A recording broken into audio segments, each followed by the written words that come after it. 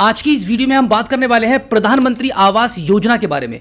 इस योजना के अंतर्गत आपको सरकार दे रही है 1,20,000 रुपए की सहायता। अगर आपके पास रहने के लिए मकान नहीं है, एक कच्चे मकान में रहते हैं या फिर आपका जो मकान है पुराना है, टूटा फूटा मकान है, तो सरकार की तरफ से आपको सहायता मिल रही है और 1 अप्रैल 2024 से आवेदन शुरू होने वाले हैं। और इस योजना के अंतर्गत जितने भी गरीब परिवार वाले लोग हैं जिनके पास रहने के लिए मकान नहीं है या उनके पास जमीन है बट वो अपना मकान बनवा नहीं पा रहे हैं, तो ऐसे लोगों के लिए सरकार ने ये योजना को निकाला हुआ है। काफी पुरानी योजना है, बहुत लोग इस योजना से बेनिफिट उठा चुके हैं और लाखों लोगों के मकान भी बन चुके हैं इस योजना के अंतर्गत। तो अगर आपकी भी स्थिति कुछ ऐसी है कि आपके पास मकान नहीं है या फिर आप खुले में रहते हैं या फिर आपका मकान टूटा हुआ है या कच्चा मकान है, तो डेफिनेटली सरकार आपकी मदद करेगी और आपका 95 डेज के अंदर मकान हो जाएगा रहने के लिए बिल्कुल रेडी। आपका पक्का मकान बनाने के लिए सरकार की तरफ से आपको मिलेगा पूरा 1,20,000 रुपया। और इसी के साथ में आपको बता दूं कि यहां पर एक और बेनिफिट छुपा हुआ है। बाद में आपको मिलता है 12,000 रुपए का एक और अमाउंट आपका शौचालय बनाने के लिए। और इसी के साथ में मैं आपको बता दूं कि आपको मनरेगा स्कीम के अंतर्गत, यानी कि जब तक आपका मकान बन रहा होगा तब तक 95 डेज तक सरकार आपको 100 रुपीज पर डे भी देगी, जिसका टोटल अमाउंट बनता है 9,500 रुपया। अगर हम टोटल कैलकुलेशन करें तो यहां पर 1,20,000 आपके मकान के बनने के लिए मिलेगा और साथ ही साथ में आपको 12,000 रुपए का अमाउंट मिलेगा आपके शौचालयों को बनाने के लिए। और इसी के साथ में जिस तरीके से आपको पर डे 100 रुपीज मिलेगा उसका कैलकुलेशन होता है 9,500 रुपया। और जो टोटल अमाउंट आपका बनेगा 1,41,500 रुपया। इतना रुपया सरकार की तरफ से आपको मिलेगा आपकी सहायता के लिए, आपका मकान बनाने के लिए।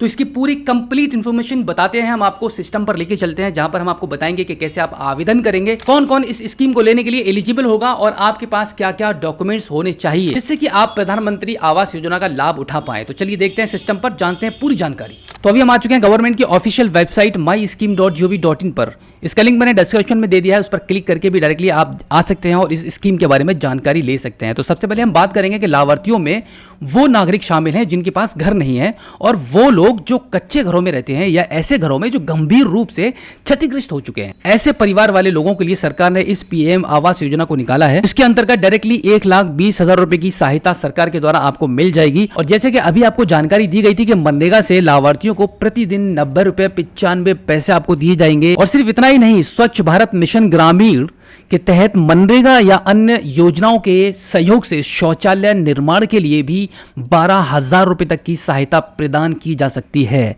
और अब हम बात कर लेते हैं इसकी पात्रता के बारे में कि कौन कौन इस स्कीम में हिस्सा ले सकता है। तो यहां पर नंबर 1 जो पॉइंट है वो है बेघर परिवार। आपका मकान पहले से बना हुआ नहीं होना चाहिए। जिन परिवारों के घरों में 0 या 1-2 कमरे हैं, जिनमें कच्ची दीवार और कच्ची छत है, ऐसे लोगों को इस स्कीम में हिस्सा दिया जाएगा। पॉइंट नंबर 3 निकल कर आता है कि परिवार जिसमें 25 वर्ष से अधिक आयु वाला कोई भी साक्षर अवयस्क ना हो।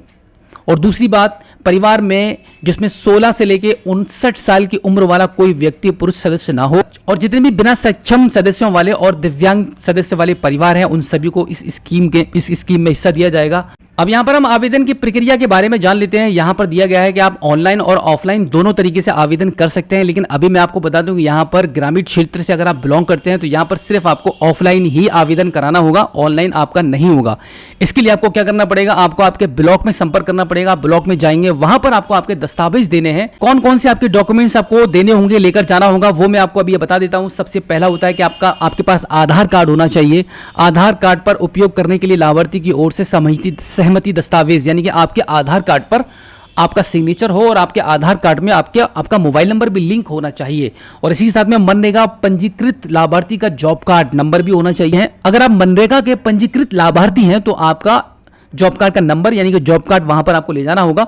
और इसी के साथ में स्वच्छ भारत मिशन के लाभार्थी की संख्या भी आपको दिखानी होगी और यहां पर आपका बैंक का विवरण भी देना होगा, यानी कि आपको बैंक पासबुक लेकर जानी है।